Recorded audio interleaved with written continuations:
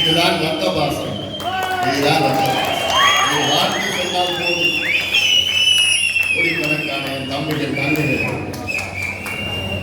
ஆனால் அந்த மாநாட்டிலே நான் பேசியது உங்களுக்கு ஞாபகம் இருக்கு.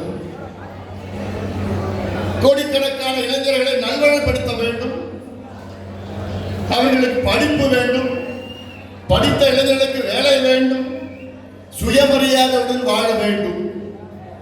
ஒரு தம்பியின் மேல கூட ஒரு வழக்கு, சின்ன வழக்கு கூட இருக்கக்கூடாது. அதான் என்னுடைய நோக்கம்.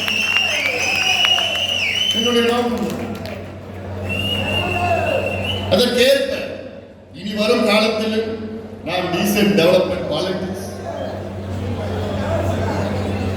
அது மட்டுமல்ல, அவ்வளவு பெரிய மாநாட்டினுடைய நோக்கம் சமூக நீதி. சாதிவாதி கணக்கெடுப்பு தமிழக அரசு உடனடியாக எடு. என்ன தயக்கம் முதலமைச்சர் அவர்களுக்கு? என்ன தயக்கம் இல்லை, என்ன பயம் முதலமைச்சர் அவர்களுக்கு? முதலமைச்சர் ஸ்டாலின் அவர்களே, சாதிவாரி கணக்கெடுப்பு நடத்துவதற்கு உங்களுக்கு என்ன பயம்? முதலமைச்சருக்கு என்ன பயம், என்ன தயக்கம்? கர்நாடகாவிலே எடுத்து முடித்து விட்டார்கள், தெலுங்கானாவிலே எடுத்து முடித்து விட்டார்கள், பீகாரிலே எடுத்து முடித்து விட்டார்கள், ஆந்திராவிலே எடுத்துக் கொண்டிருக்கின்றார்கள், ஒரிசாவிலே எடுத்துக் கொண்டிருக்கின்றார்கள், ஜார்க்கண்டில் எடுத்துக் கொண்டிருக்கின்றார்கள். நேற்று கூட கர்நாடகா முதலமைச்சர் சித்தராமையா அவர்கள் நாங்கள் மீண்டும் சாதிவாரி கணக்கெடுப்பை சார்ந்த கோரிக்கை. இதில் ஏதோ வன்னியர்களுக்கு மட்டும் கிடையாது. இன்னும் சொல்ல போனா, கடந்த ஆட்சியில் எடப்பாடி பழனிசாமி அவர்கள் வன்னியர்களுக்கு 10.5 விழுக்காடு இடஒதுக்கீடை கொடுத்தார்கள். ஆனால் அந்த இடஒதுக்கீடு ஒரு மாதம் அல்ல 1.5 மாதத்துக்கு முன்பு கொடுத்திருந்தாருன்னா இந்நேரம் எந்த சட்ட சிக்கலும் வந்திருக்காரு. தேர்தல் நெருக்கத்தில் கரெக்டா கடைசி நாளில் கொடுத்தது.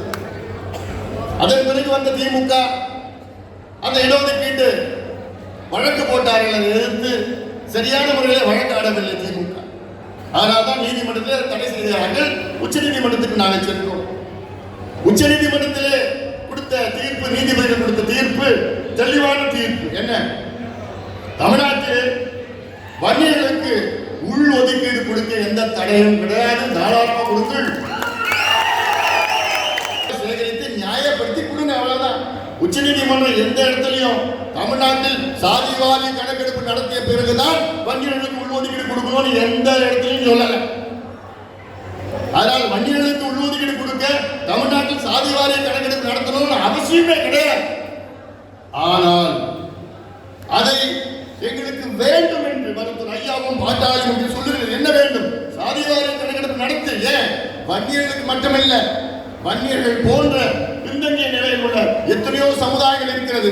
அத்துணை சமுதாயங்களுக்கும் நீதி வேண்டும், சமூக நீதி வேண்டும், இடஒதுக்கீடு வேண்டும், வேலை வாய்ப்பு வேண்டும், கல்வி வேண்டும், நலத்திட்டங்கள் வேண்டும். இந்த கணக்கெடுப்பு சாதிவாரி சர்வே எடுத்தாதான் எல்லாம் தெரியும், இந்த டேட்டா தெரியும், இன்னும் கூடுதலாக தெரியும்.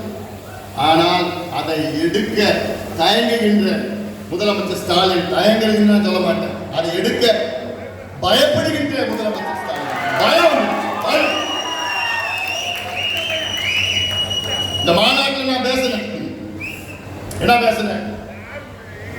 4 ஆண்டு காலம் ஐயாவையும் நம் கட்சியையும் நம்ப வைத்து கழுத்தெடுத்த முதலமைச்சர் ஸ்டாலின், இந்த சமுதாயத்திற்கு துரோகம் செய்த ஸ்டாலின் அவர்கள், இதெல்லாம் மன்னிக்க முடியும்.